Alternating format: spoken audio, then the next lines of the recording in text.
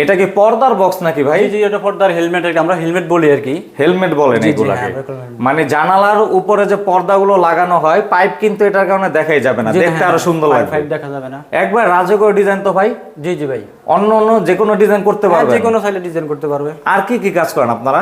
আমরা ওয়াল cabinet, gypsum, showcase, আলমারি সব ধরনের ইনশাল কাজ করে থাকি আর কি। মানে আপনারা মূলত জিপসাম ডেকোরেশনের কাজগুলো করে থাকেন, সেক্ষেত্রে এই ধরনের টিভি ক্যাবিনেট বা সিলিং এর কাজগুলো কিন্তু যে কেউ যে কোনো জায়গাতে করতে পারবে। জি জি হ্যাঁ, পার্টিশনের কাজগুলো করে দেন? জি, পার্টিশন কাজ, ওয়াল ডিজাইনটা আমরা কাজ করি। মানে লাক্সারি পেইন্টের মাধ্যমে যে কালারগুলো করা হয় সেগুলো আপনারা করে দেন? জি হ্যাঁ, এই ডিজাইন। খরচ কোনটায় কেমন নেন আপনারা? আপনার ওয়াল ক্যাবিনেট, কিচেন ক্যাবিনেট গুলো করতে গেলে আপনার 1050 টাকা। আচ্ছা। আর যদি আপনি জিপসাম দিয়ে সিলিং করতে চান 270 টাকা আর কি, রং সহ? রং সহ।